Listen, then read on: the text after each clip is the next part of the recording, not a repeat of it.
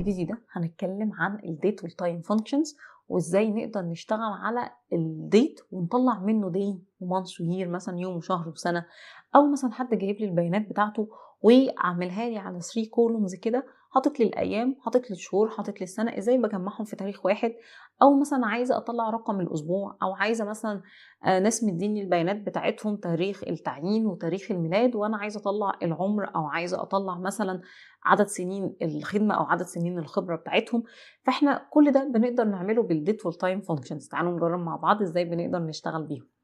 طيب احنا حاليا انا عايزه اجيب تاريخ النهارده والتوقيت بتاع دلوقتي، فبنقدر نعملهم بطريقتين. ممكن نعملهم بطريقه فيكسد. يعني ايه بطريقه فيكسد؟ يعني لو انا رحت فتحت الاكسل بكره، التاريخ والتوقيت ده هيفضل ثابت. او ممكن اللي انا هستخدم حاجه تانية واروح اقول له طلع لي التاريخ وطلع لي التوقيت بتاع دلوقتي، وما اجي افتح الاكسل او الفايل ده بكره او السنه الجايه هيتم التغيير. يعني احنا مثلا النهارده يوم 14/2، فهروح افتحه السنه الجايه هيبقى يوم مثلا 14/2/2025، هفتح بكره هيبقى يوم 15/2/2024 وهكذا. فانا عايزه الموضوع يكون اوتوميتد شويه. فاحنا عندنا طريقتين، يا هيكون فيكسد يا هيكون دايناميك اللي هو بيتغير تلقائي من غير ما انا اعمل اي حاجه بايدي. طيب لو انا هستخدم بالطريقه الفيكسد فانا هشتغل بالاختصارات. طيب تعالوا نفكر مع بعض. لو انا عايزه اشتغلها بالطريقه دايناميك، فاكرين لما اتكلمنا قبل كده وقلنا ادام عايزه الحاجه تتغير تلقائي فعلى طول افكر في الفانكشنز، على طول افكر في الفانكشنز واروح ادور ايه الفانكشنز اللي هتساعدني في الحته دي. فهنجرب مع بعض الاختصارات بحيث اللي هي تكون حاجه فيكسد تكون ثابته، او هنجرب مع بعض الطريقه التانية اللي هي فكره الفانكشنز، ازاي بقدر اجيب تاريخ النهارده والتوقيت بتاع دلوقتي باستخدام الفانكشنز وتكون متغيره بمجرد ان انا بفتح مثلا السيلز او بفتح الفايل بتاعي تاني يوم او بعد ساعه او بعد ساعتين. طيب الاختصار بتاع الكرنت ديت اللي انا عايزه اجيب توقيت دلوقتي، فهقول له كنترول حرف الكاف. كنترول كاف على طول بيجيب لي تاريخ النهارده. وناخد بالنا انا السيستم بتاعي بيبقى ماشي ازاي. يعني ايه؟ حاجه مهمه جدا في الاكسل، لو انا بكتب تواريخ لازم اراعي الاوبريتنج سيستم بتاعي. يعني الاوبريتنج سيستم بتاعي بيعرض لي التاريخ بتاعي ازاي، يوم شهر سنه، ولا شهر يوم سنه، ولا سنه شهر يوم مثلا. فاحنا لازم نراعي ده. فلو انا مثلا الويندوز بتاعي لو رحت عند الكنترول بانل فهو شغال يو اس، يعني بيكتب شهر يوم سنه. فما اجي اكتب تاريخ النهارده ما اروحش اكتب له 14/2/2024، لا اروح اكتب له شهر 2 يوم 14 سنه 2024. فعلشان كده هو عارض لي 2/14/2024 لانه بيعرض شهر يوم سنه. طب الكرنت تايم حاليا فاقول له كنترول شيفت كاف. كنترول شيفت كاف هيقول ان الساعه دلوقتي 12:02 مساء. يبقى انا بقدر احط التاريخ واقدر احط التوقيت باستخدام كنترول كاف وكنترول شيفت كاف. ده اختصار ودي حاجه فيكسد، هفتح بكره افتح بعده افتح في اي توقيت هيفضل التاريخ زي ما هو ويفضل التوقيت زي ما هو. طيب لو انا عايزه بقى يكون موضوع دايناميك شويه، اي تغيير يتم مثلا بعد ساعه ساعتين الاقي الوقت عدى او الوقت اتغير، او اجي افتح بكره الاقي التاريخ اتغير، فهستخدم فانكشن اسمها التوداي. فبتعمل ايه الفانكشن بتاعت التوداي؟ هفتح براكت، بصوا حتى هو مش طالب مني arguments، واقفل براكت وادوس انتر فيجيب لي تاريخ النهارده. هروح عند الناو واقول له equal فانكشن اسمها ناو وافتح براكت واقفل براكت. الناو دي بقى بتعمل ايه؟ بتجيب لي التاريخ بتاع النهارده وبتجيب لي كمان التوقيت. طب انا عايزه التوقيت فقط، روحوا غيروا الفورماتنج. يعني ايه؟ هروح من الهوم عند النمبر فورماتنج واقول له اعرضها لي كتايم فقط، فاعرضها لي كتايم فقط عادي جدا. وهنشوف دلوقتي اللي هو مثلا الساعه 12 و3 دقايق، يعني شويه كده هتلاقوه بيتغير. بصوا بقت 12 و3 دقايق. طبعا اي تغيير دبل كليك كده هتلاقوه الوقت بيتغير عندكم، او لو رحت فتحت الفايل قفلت الفايل فتحته تاني هلاقيه بيتعدل عادي جدا. يبقى تاني انا ممكن اشتغل بالطريقه فيكسد او ممكن اشتغل بالطريقه دايناميك، اللي هو اي ابديت هيحصل هيتعدل عندي على طول باستخدام الفانكشنز، او باستخدام لو انا عايزاها بطريقه فيكسد كنترول كاف كنترول شيفت كاف. طيب انا عندي هنا بقى كيس تاني خالص، اللي انا عندي شويه تواريخ وعايزه اجيب اليوم والشهر والسنه. ازاي؟ بنفس الفكره بالظبط. انا عايزه اجيب يوم شهر سنه، فانا عندي اصلا فانكشن اسمها داي مانث يير، فاقول له ايكوال واكتب اسم الفانكشن بتاعي وافتح براكت. خدوا بالكم ان الارجمنت بتاع الفانكشن داي مانث يير لازم يكون ديت، يعني السيريال نمبر دي بتكون ديت، بتكون تاريخ. هيطلع لي دلوقتي النهارده يوم ايه، او التاريخ ده يوم ايه، يوم 21، لان احنا بنعرض شهر يوم سنه على حسب الويندوز بتاعي. طبعا لو انا رحت بعت الفايل ده لحد شغال الاوبريتنج سيستم بتاعه شغال يوم شهر سنه، التاريخ ده هيتعدل تلقائي من غير ما يعمل اي حاجه، لان هو بيمشي بنفس السيستم بتاع الاوبريتنج سيستم او بنفس الويندوز مثلا، او اي حد ايا يكن بقى الاوبريتنج سيستم شغالين بيه ايه. واقف براكت وادوس انتر فيطلع لي فعلا يوم 21. طب عايزه اجيب الشهر، هقول له equal month وافتح براكت واكليك على الديت واقفل براكت وادوس انتر فيطلع لي فعلا ان احنا شهر 7. هقول له equal year علشان يطلع لي السنه، وافتح براكت واكليك على السيل واقفل براكت وادوس انتر فيطلع لي السنه. عايزه نفس اللي عملته ده اسحبه لتحت، فممكن سيلكت على 3 سيلز دول واسحب لتحت، هيعملها لي على طول هيطلع لي اليوم والشهر والسنه. دي كيس الاولى. الكيس التانية ان ممكن ده اصلا ميكونش موجود عندي، يعني الجزء ده ميكونش موجود عندي، والناس بعتلي البيانات بتاعتهم عمود للايام وعمود للشهور وعمود تالت للسنين. انا عايزه التاريخ كامل، يعني احنا ده تاني كده ده مش موجود. ممكن نروح نعمله بلون اسود دلوقتي او لون غامق، ده بالنسبه اخليها لون اسود عشان ميبقاش باين. ده كده بالنسبه لي مش موجود. فالناس بعتلي 3 كولومز دول وانا عايزه اطلع التاريخ كامل، فحتى برضو من اسم الفانكشن اسمها ديت، انا عايزه اطلع الديت فعايزه التاريخ كامل، فهستخدم فانكشن اسمها ديت. بس نركز بقى في الارجمنتس بتاعتها. هقول له equal date وافتح براكت. هو طالب مني ايه في الارجمنتس؟ طالب مني الير، بعد كده المانث، وبعد كده الدي.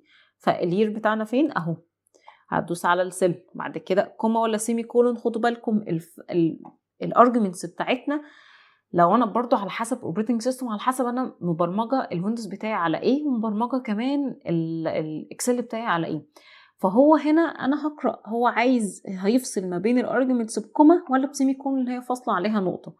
فهو هيفصل بكوما عاديه خالص، فاقول له كوما بعد كده الشهر بعد كده كوما بعد كده الدي، بس كده يبقى year month day. فلازم نراعي الترتيب. طبعا لو انا رحت عدلت مثلا غيرت مثلا حطيت الدي مكان المانث، فطبعا التاريخ مش هيبقى مظبوط. واقفل القوس وادوس انتر ففعلا هيطلع لي التاريخ مظبوط، احنا 21/7/1991. تاني هعملها معاكم، هقول له equal date وافتح براكت، هقول له طلع لي الير كوما طلع لي الشهر كوما طلع لي الدي، واقفل براكت وادوس انتر واسحب لتحت. طيب حلو قوي. ده الكيس التاني. الكيس التالتة بقى، هو بعد ما طلعت له رقم الشهر، لا هو مش عايز رقم الشهر، هو عايز اسم الشهر سواء بقى بالعربي او بالانجليش. بس حاليا عشان احنا شغالين يو اس فهيعملها بالانجليش، بس لما اجي اغير الويندوز بتاعي هيحولها العربي عادي جدا. فهو دلوقتي عايز يطلع اسم الشهر باختصار، ومرة تانية عايز يطلع اسم الشهر ككلمة كاملة. شوية تانيين قال لي لا ده انا كمان عايز اطلع الدي باختصار، وشوية قال لي انا عايزة اطلعها اسم كامل. فاحنا دلوقتي هنستخدم فانكشن اسمها تكست بتاخد الرقم بتاع الشهر وتحوله بالاختصار اللي هو مثلا جان GAN، او بتحوله لاسم كامل جانيوري. طيب ده كده بالنسبة للشهور. وهستخدم برضو نفس الفانكشن اسمها التكست، واقول له خد لي اليوم وحوله لي مثلا مثلا ساتردي SAT، الاختصار بتاعها SAT. وشويه هقول له انا عايزه اسم نيون كامل فهيطلع لي ساتردي كامله. تعالوا نجرب ازاي مع بعض. هروح اقف عند السله اطلع فيها الناتج، هقول له equal text. حتى بصوا كده من اسمها على طول بتكونفرت الفاليو بتاعتي اللي هي كتكست على حسب النمبر فورمات اللي هديهولها. يعني ايه النمبر فورمات دي؟ تعالوا نشوف واحده واحده كده. هفتح براكت الفاليو بتاعتنا. طبعا مش هروح اديله رقم الشهر، ما هو ده رقم في الاول في الاخر رقم عادي جدا مش تاريخ. خدوا بالكم 7 و1 و6 3 دي ارقام، هو الاكسل هيفهم منين ان ده رقم الشهر؟ فدي بالنسبه له ارقام. فما اروحش اخد الرقم بتاع الشهر، اروح اخد التاريخ كامل عشان هو هيقدر يكستراكت منه الشهر او اليوم ويحول بالنمبر فورمات اللي هديها له دلوقتي اللي انا عايزه شهور او عايزه ايام او باختصار او اسم كامل، وهيحولها لي صح. فالحته دي بنقع فيها دايما ان احنا بنروح نختار رقم الشهر، هو هيفهم منين ان ده رقم الشهر؟ وفي الاول في الاخر رقم، احنا بس اللي فاهمين ان هو رقم شهر. طيب فالفاليو بتاعتنا التاريخ كامل. بعد كده هقول له كوما. ايه بقى الفورمات تكست اللي انتوا عايزينه؟ انا عايزه اطلع الشهر مختصر. عايزه اطلع شهر مختصر باختصار، يعني 3 حروف بس. فهفتح دبل كوتيشن واللي بيمثل عندي الشهور حرف الام، فهروح احط له 3 ام. طب لازم كابيتال وسمول؟ لا، الاكسل مش هتفرق معاه، هو مش كيس سنسيتيف، فعادي احط الكابيتال وسمول عادي. واقفل الدبل كوتيشن واقفل البراكت بتاعي وادوس انتر، ففعلا هيطلع لي ان احنا في شهر 7 واسحب لتحت، هعملها لي على طول باختصار.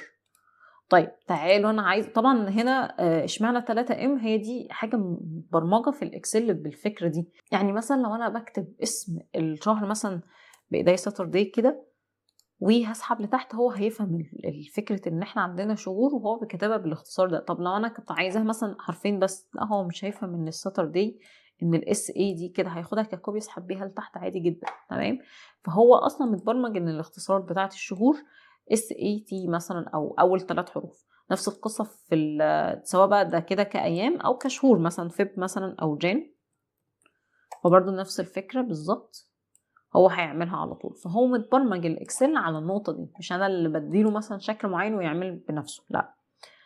طيب احنا دلوقتي بعد ما انا طلعت له اسم الشهر باختصار، انا عايزه اسم الشهر كاسم كامل، فاقول له ايكوال، وهستخدم الفانكشن بتاعه التكست وافتح براكت واكليك على التاريخ، وبعد كده كوما، وافتح دبل كوتيشن واحط ال4 ام واقفل الدبل كوتيشن واقفل القوس وادوس انتر، فيطلع لي اسم الشهر كامل. سواء بقى الشهر فيه 4 حروف مش 4 حروف مش هتفرق معاه، هو فاهم ان انا حطيت له 3 ام يبقى اختصار الشهر، 4 ام يبقى الشهر كامل. طب حطيت له 5 ام هيطلع لي برضو اسم الشهر كامل، مش هيعمل اي حاجه تانية.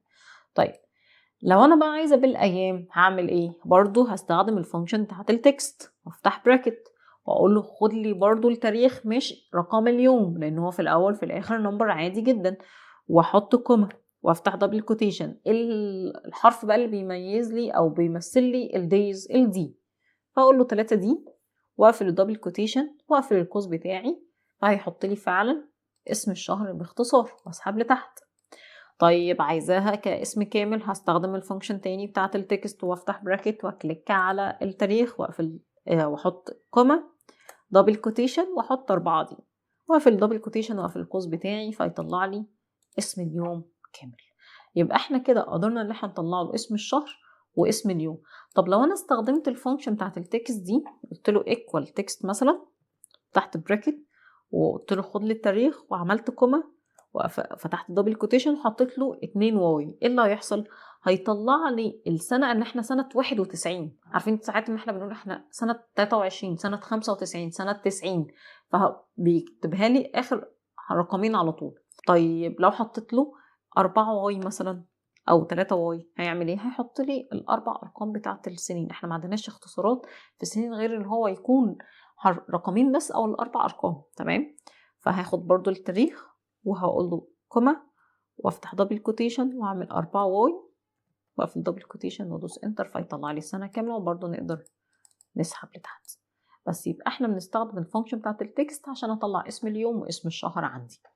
طيب حلو قوي، يبقى احنا كده قدرنا نجيب لو انا عندي تواريخ كامله. طبعا خلينا بقى نشيل اللون الاسود اللي احنا كنا عاملينه ده.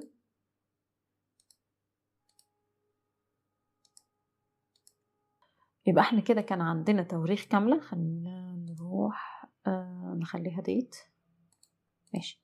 يبقى احنا كده كان عندنا تواريخ كاملة قدرنا نطلع منها الدي والمانث والير. طيب ده حالة. الحالة التانية لا، احنا اصلا البيان جاي لنا دي مانث يير وانا عايزة اجمعها كديت كامل، فاستخدمنا الفانكشن بتاعت الديت. طب شوية حد قال لي لا، الكيس التالتة ان احنا عايزين اسماء الشهور باختصار او اسم الشهر كامل، وعايزين اسماء اليوم باختصار او اسم اليوم كامل، فاستخدمنا التكست فانكشن وراعينا فكرة المانث والدي والير. طيب هنا بقى في كيس تاني خالص، اللي هو عايز عنده تواريخ معينة نفس التواريخ اللي احنا شغالين بيها، بس عايز يزود 30 يوم او عايز يزود 9 شهور او عايز يزود سنين. فنقدر نعمل ده ازاي؟ عندنا طرق كتير، بس ممكن نستخدم نفس الفانكشنز اللي اشتغلنا بيها دلوقتي عشان نتدرب عليها اكتر. ازاي؟ هقول له دلوقتي equal الفانكشن بتاعه الديت. تمام، هو هنا في الايام انا ممكن على فكره اقول له equal خد لي الديت ده وزود عليه 30، فهو تلقائي هيعمل ايه؟ هو تلقائي هيزود لي 30 يوم عادي جدا، يبقى بدل 21/7 بقى 20/8 ونسحب لتحت هيعملها لي على طول. طبعا اخدين بالكم متغير ده بيتغير عندي تلقائي. طيب دي نقطة. طيب بعد ما احنا قدرنا ان احنا ناخد التاريخ ونزود عليه ايام، طب انا عايزة ازود عليه سنين او عايزة ازود عليه شهور معينة. طيب انا عندي دلوقتي مشكلة ان انا لما باجي اقول له تاريخ وزود عليه رقم فتلقائي بيزود ايام. طب لو انا عايزة اقول له زود لي سنين years معينة او months معينة، شهور معينة، فاحنا حاليا عايزين ناخد التواريخ دي ونزود عليها years معينة، رقم معين بس يتزود على الييرز مش على الايام. تمام. وشوية وعايزين نزود على الشهور. طب هنعمل ايه بقى؟ مش احنا اتفقنا ان التواريخ بتتكون من day ومانث وير او مانث وداي وير ايا يكن، هو بيتكون من 3 حاجات دول. طيب من شويه برضو استخدمنا فانكشن اسمها date علشان تجمع لي الييرز الاول، بعد كده بحط لها المانثز، بعد كده بحط لها الدايز وتعرض لي التاريخ كامل. طب ما ايه راينا نستخدم الفانكشن بتاعت الديت واحط له year ومانث وداي. تمام. طيب تعالوا واحده واحده كده عشان توضح معاكم. هقول له equal date وافتح براكت، هو بيبقى مستني مني الير.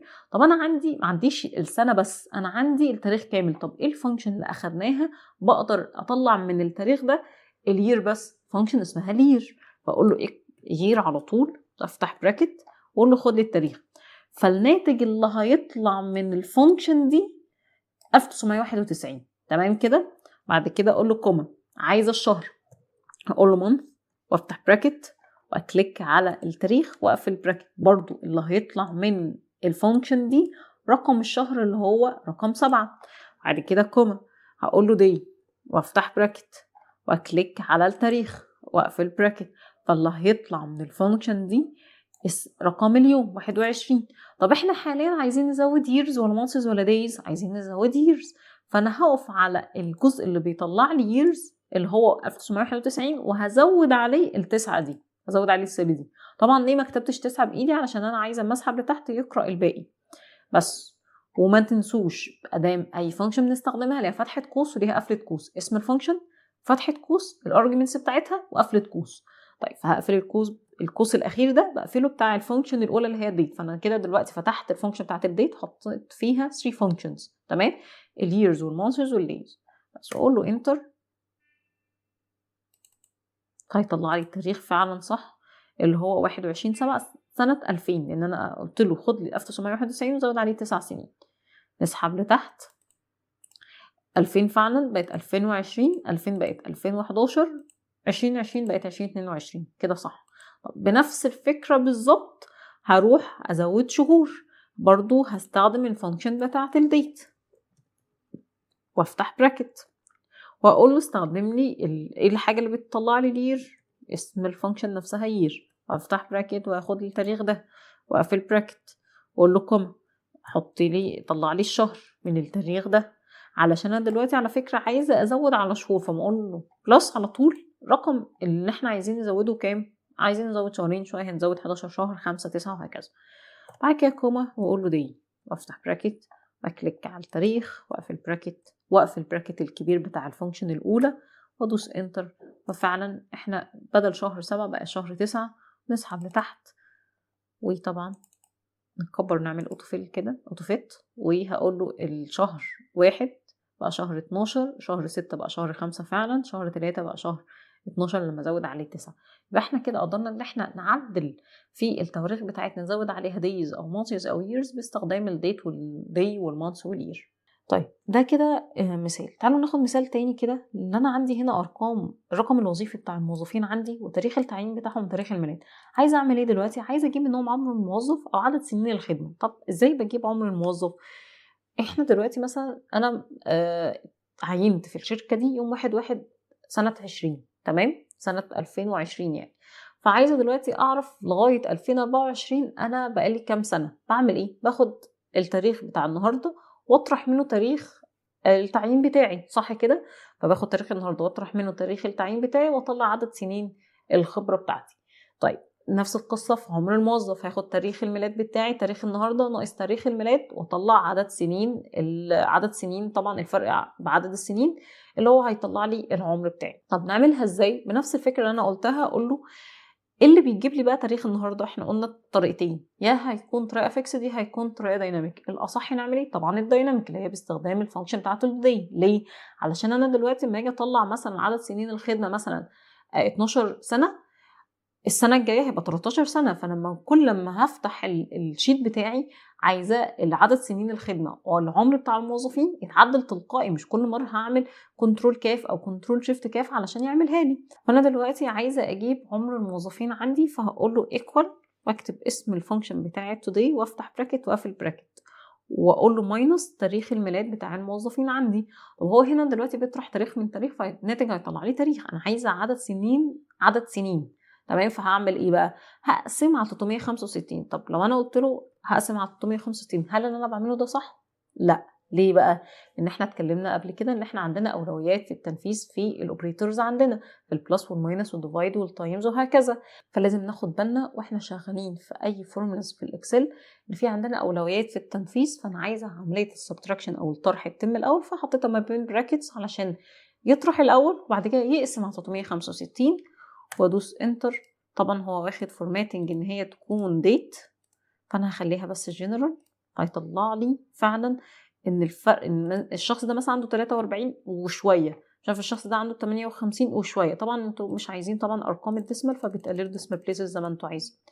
فالشخص ده عنده 43 سنه، الشخص ده 58 سنه، 42 سنه وهكذا. طبعا عايزه اجيب بنفس الفكره عدد سنين الخدمه برضو، هقول له ايه، ممكن نفتح براكت من دلوقتي واقول له استخدم لي الفانكشن بتاعته دي، وافتح براكت واقفل براكت ماينس تاريخ التعيين.